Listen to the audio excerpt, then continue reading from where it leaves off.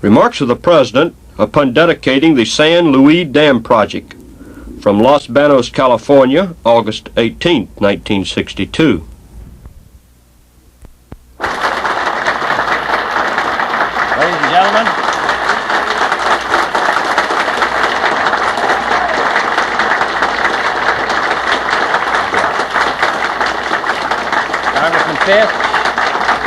Congressman Fisk, Congressman, my old friend and colleague in the Congress, Governor Brown, Senator Kiko, Senator Engel, Congressman Biz Johnson, Senator Richards, Mr. Brody, Mrs. O'Neill, Mr. Mayor, Secretary Udall, Undersecretary Carr, ladies and gentlemen. It is a pleasure for me to come out here and help blow up this valley and the cause of progress. We are able to do anything in this occasion. I do want to say that this has been a comparatively short trip to come all the way from the capital of our country in Washington yesterday morning, about 9 o'clock, and to fly and visit the largest earth roll dam in the world in Pierce, South Dakota, to visit the beginning of a great new project, the Frying Pan, Arkansas, where they're going to take water from around 9,000 feet through a mountain and irrigate a whole valley below in eastern Colorado, and then to visit Yosemite National Park, which belongs to all of us, fortunately, and join 1,500,000 other Americans who will visit that park this year and follow in the footsteps of a distinguished predecessor who was the last president to visit there, President Theodore Roosevelt. This is a fast trip, but if it had no other benefit than to permit us to look at this valley and others like it across the country, where we can see the greenest and most richest earth producing the greatest and richest crops in the country, and then a mile away see the same earth and see it brown and dusty and useless, and all because there's water in one place and there isn't in another. I know of no better trip for any president or any member of the House or Senate or indeed any citizen, particularly those of us who live in the East, where water is everywhere and is a burden, to realize how very precious it is here in the western United States. And I'm also glad to come from Washington, where we are constantly struggling and seeing progress being made almost imperceptibly, to come and visit three areas, South Dakota, Colorado, and here, where progress is being made. And the important lesson in all of those projects is that progress isn't being made as a result of a sudden idea suddenly coming into fruition. This project, the Frying Pan, Arkansas, and the project in South Dakota represented 10, 20, and 30 years' effort of devoted citizens. Things do not happen, they are made to happen. And this project is the result, and our action today, of 30 years of men, some of whom have now died, who thought that this dam would help this valley. And the other point that I think has been most useful about this trip is to see how Americans can work together. We are a very independent people, 180 million. And it is hard for us to agree on any course of action. We always have some different ideas of how that course of action can be made more perfect. And yet in this case, one part of your state has been willing to help another part. In the case of Colorado, western Colorado has been willing to divide its water with eastern Colorado. In the case of this project and Colorado and South Dakota, the people from the eastern United States have been willing to invest their tax money in this part of the country because they realize that as this state does well, so does the United States.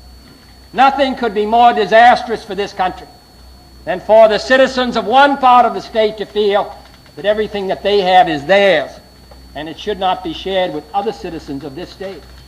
Or people from the East to say there's no benefit to us in spending our money to make this valley green. That is the way to stand still.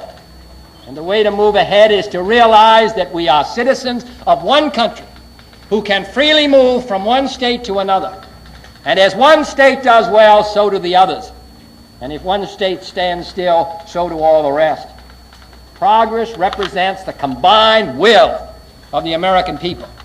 And only when they are joined together for action, instead of standing still and thinking that everything that had to be done has been done, it's only when they join together in a forward movement that this country moves ahead, and that we prepare the way for those who come after us, as Mr. O'Neill and others who made this project possible 20 years ago. They prepared the way for us. So I'm glad to come here, and I think it's a useful trip for any citizen and any president of the United States.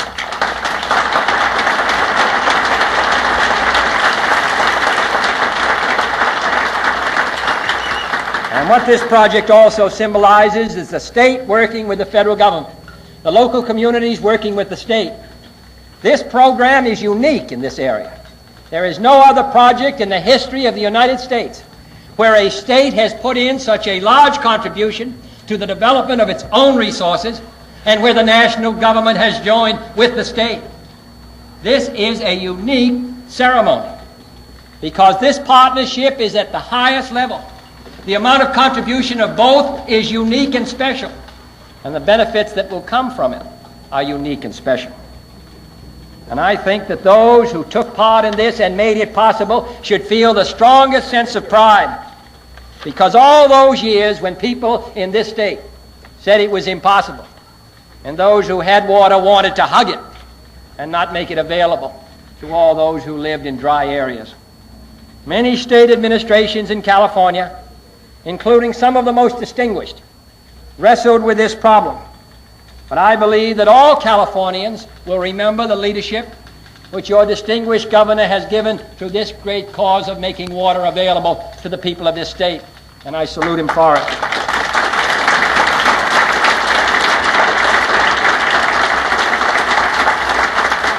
And the members of your congressional delegation who fought for this, and the members of the legislature, the House and the Senate, here in California. This has brought your state to be the pioneer in the United States in the field of development and conservation of our natural resources. California in this area is number one.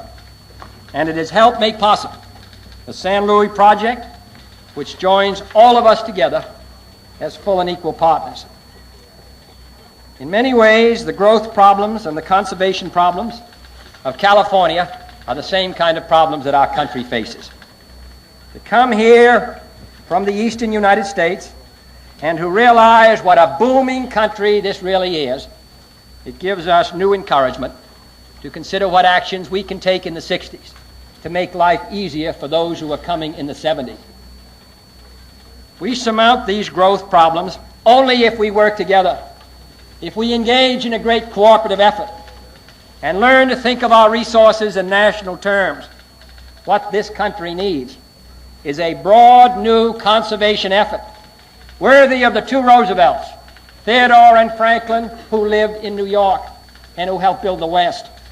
An effort to build up our resource heritage so that it will be available to those who come after us. Measured by major new starts and by the level of investment, 1962 will be the banner year for reclamation. But satisfactory as this record is, it is important that we push forward in these areas. One, in addition to the Cape Cod seashore, near where I live on the Atlantic Ocean, we must add two superb national seashores to our park system. One at Point Reyes here in California near San Francisco, and the other on the Gulf Coast of Texas. Second, we should enact without delay a strong wilderness bill to preserve our great wilderness from the encroachment of civilization. And three, no measure is needed more than the Youth Employment Act, containing provisions for a youth conservation corps. As I said the other night, there are 1 million young men and women under 20 who are out of school and out of work. 25% of all those under 20 who are out of school are out of work. And there will be 8 million more of them if we don't do something about it in this decade. And one of the things we can do is make it possible for them to work in these parks and in conservation and preventing fires and pollution and all the rest. in building our country, and in doing that, building themselves. 4, we must step up our program to convert cheap fresh water from salt water. There is no scientific breakthrough, including the trip to the moon, that will mean more to the country which first is able to bring fresh water from salt water at a competitive rate. And all those people who live in deserts around the oceans of the world will look to the nation which first makes this significant breakthrough. And I'd like to have it the United States of America.